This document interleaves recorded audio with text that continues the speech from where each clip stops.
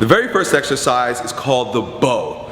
The way you perform this exercise is going to determine how the rest of your routine, as well as the rest of your day or your workout, is going to look. So pay a lot of attention to how you do this. Very first thing that you want to do is set your feet about shoulder width apart, bend your knees slightly. Then you're going to take both of your fists, put them back behind you, and sort of jab them into your lower back or the upper part of your hips. You're going to pinch your elbows together, lean back, open your mouth as wide as you can, and breathe. You're going to breathe deep down into your pelvic floor, as deep as you can. At first, you might find that there's a lot of tension in your neck, in your shoulders, in your chest, and in your back. And you might feel a little bit of pain, but this is normal. I invite you to try to relax those muscles, try to open up the front of your body by bowing it back, and continue to breathe deep through the wide open mouth. The more free your body becomes, the deeper you'll be able to breathe. Also, you're probably going to vibrate a lot while you're doing this exercise, especially in the beginning. You might feel your body shaking, almost like it wants to fall apart. This is normal and natural, and it's actually what's happening is your body is bringing up energy, and all that vibration is a manifestation of the energy rising in your body.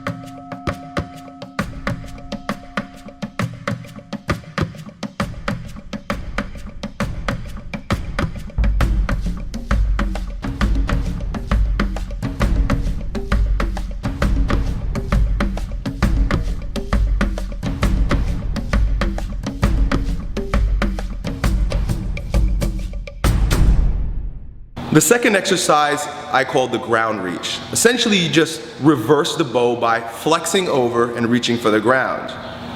What you want to be able to do during this exercise is to maintain that deep breathing through the mouth while you're down in the flexed position. You want to slump your body over, let your arms and head completely hang like a rag doll.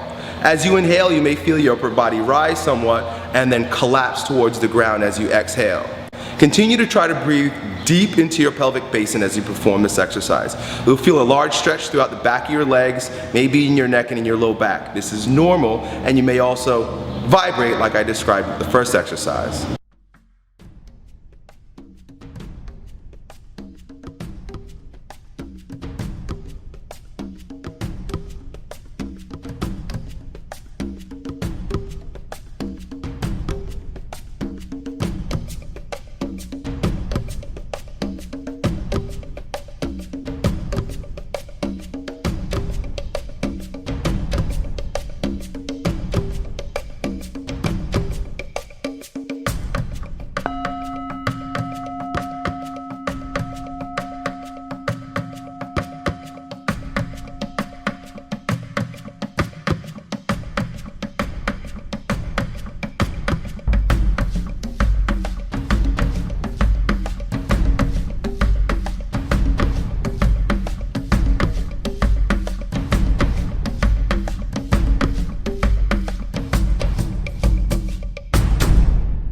The third exercise is what I call shake and vibrate.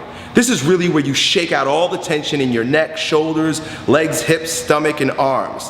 Take your time. You want to perform this for about a full minute, just like the other two exercises. While you're doing this exercise, completely let go. You've got to let go of all psychological and physical constraints. Just let your body shake and vibrate like you see me doing here. Try not to get trapped in patterns of shaking and vibrating. Move into different patterns and do different things, just to break up the patterns that would be natural and normal or feel natural and normal to you, and open your body up and your mind up to new things.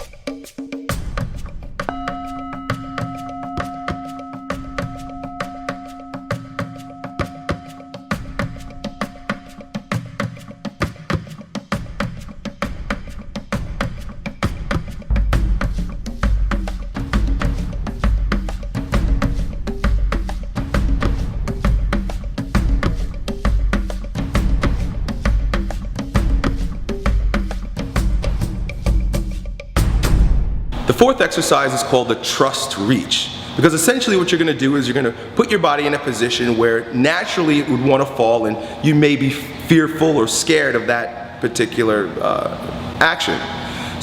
So what you're doing is you're just standing on one leg, taking two hands and reaching out in front of you. You want to hold it out there for about 2 seconds as you balance on that back leg. Come back up into the starting position and then repeat that about 5 times on one leg, followed by 5 times on the other leg.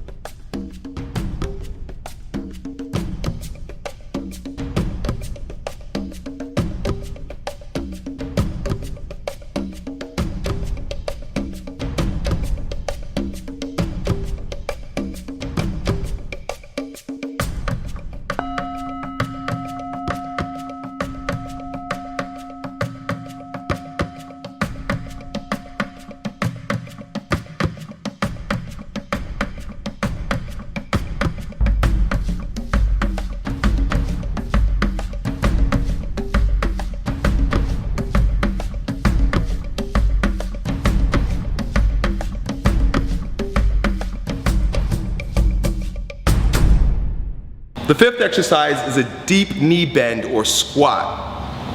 Now this and the previous one are orienting exercises. The purpose of this here, like I mentioned in the beginning, is to orient the body for primal movement and balance. So as you sink down there, think about squatting as deep as you possibly can. A lot of people don't know this, but mankind was designed to defecate in this position. So that means that you are going to be releasing a lot of the muscles in your pelvic basin, your floor, and your anus. And this is normal and natural. Try to stretch the ankles, knees, and hips while you're down there as well. Continue to breathe deep while you're doing this and all the orienting exercises as well.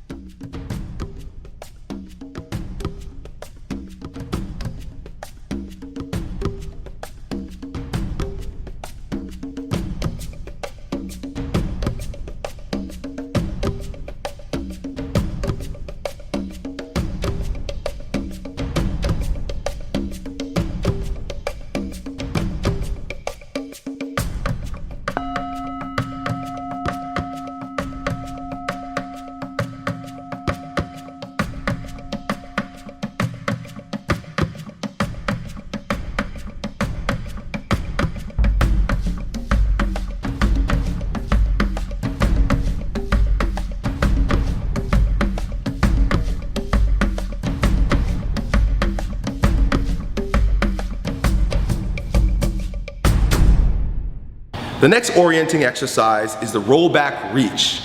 This is preparing your body again to be oriented to the idea of exercise or moving throughout your day. All you're going to do is lean forward as you push through your open legs, and then roll back as you bring your legs together and try to push it over your head. In the beginning, this may be very difficult for a lot of people who have tons of tension in their low back and neck. Take your time with it and work up slowly to where you can eventually reach and touch the ground, as well as reach your legs up over your head. With this and all exercises, take your time. If you can't do it the way you see me doing it right away, that's okay.